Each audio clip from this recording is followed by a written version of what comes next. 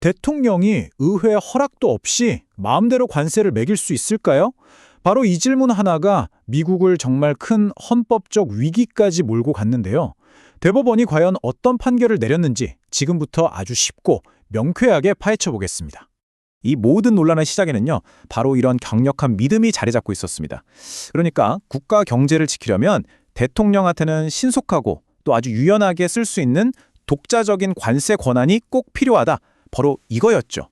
자, 그럼 이 믿음이 어떻게 헌법적 대결로까지 번졌는지 오늘 저희가 5단계로 나눠서 한번 따라가 보겠습니다.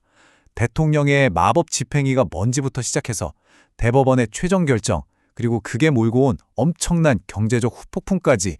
자, 그럼 바로 시작해볼까요? 모든 사건의 발단은 이렇습니다.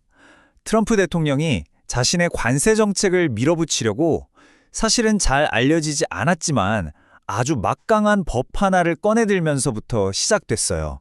그 법이 뭐냐면요. 바로 국제비상경제권한법, 영어 약자로는 IEPA라고 부르는 법입니다. 이건 원래 1977년에 국가 비상사태에 대응하라고 대통령에게 준 권한이거든요. 근데 여기서 정말 중요한 게 트럼프 행정부가 이 IEPA를 쓴 방식이 이건 완전히 전례가 없던 거였어요. 원래 이 법은 보시다시피 과거에는 적국을 콕 집어서 제재하거나 특정 인물의 자산을 동결하는 그런 핀셋 같은 용도로만 쓰였거든요. 그런데 이걸 거의 모든 교역국한테 전면적으로 관세를 때리는 말하자면 망치 같은 용도로 쓴 거죠. 상황이 이렇다 보니까 일부 언론에서는 이 IEPA를 두고 대통령이 의회 눈치 안 보고 경제정책을 마음대로 휘두를 수 있는 마법 지팡이 아니냐, 이런 말까지 나오기 시작했습니다. 자, 이렇게 전례 없는 조치가 나왔으니 당연히 가만히 있을 리가 없겠죠. 엄청난 반발이 터져 나왔고 이건 곧바로 헌법소송으로까지 이어졌습니다. 정말 어마어마한 연합군이 꾸려졌어요. 2,000개가 넘는 기업들, 미국 상공회의소, 12개 주 정부, 심지어는 당을 초월해서 전 현직 의원들까지 이들이 모두 한 목소리로 대통령이 권한을 넘어섰다고 소송을 제기한 겁니다. 이들의 주장은 아주 명확했습니다. 대통령의 관세 때문에 돌이킬 수 없는 피해가 생기고 있고 이 불확실성 때문에 기업들은 투자를 망설이고 소비자들은 지갑을 닫고 있다. 바로 이거였죠. 그래서 이 모든 법적 다툼은 결국 아주 근본적인 헌법 질문 하나로 모아졌습니다. 수입을 규제할 권한이라는 말 속에 세금을 매길, 즉 과세할 권한까지 포함되는 거냐? 바로 이 문제였죠. 그리고 이 중대한 질문의 답을 찾기 위해 사건은 마침내 미국 최고의 법원, 연방대법원으로 향하게 됩니다. 자, 2026년 2월 20일 대법원은 드디어 답을 내놓습니다.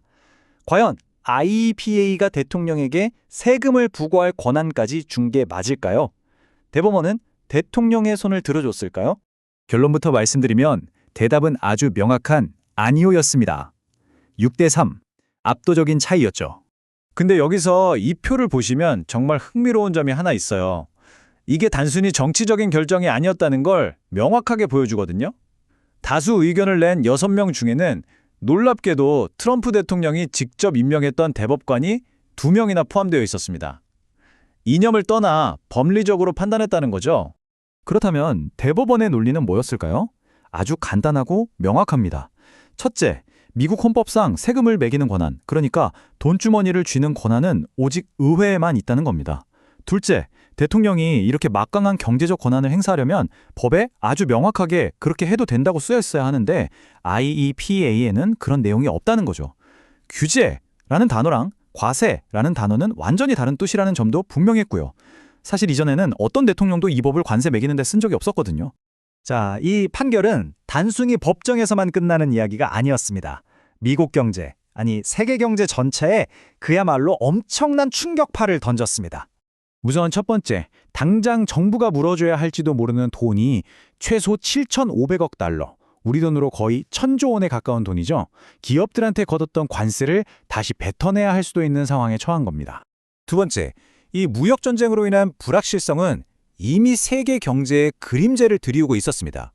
IMF가 세계 경제 성장률 전망치를 2.8%까지 낮췄는데 이건 역사적으로 봐도 굉장히 낮은 수치거든요.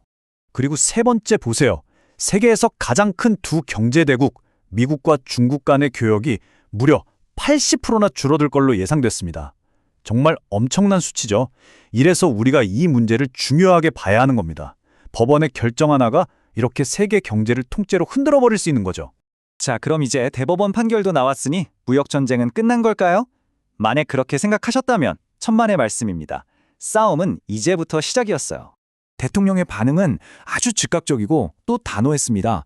기자회견에서 이렇게 말했죠. 대법원이 잘못된 도구를 못 쓰게 한 것뿐이다. 우리에겐 다른 도구들이 있다. 싸움은 끝나지 않았다라고요. 그리고 이건 그냥 말로만 끝난 게 아니었습니다. 진짜로 바로 그날, 이번엔 1974년 무역법이라는 다른 법을 끌고 와서 모든 수입품에 10% 관세를 새로 매기겠다고 발표해버립니다. 그러면서 다른 법들도 계속 쓸 거라고 예고까지 했죠. 결국 상황이 이렇게 된 겁니다.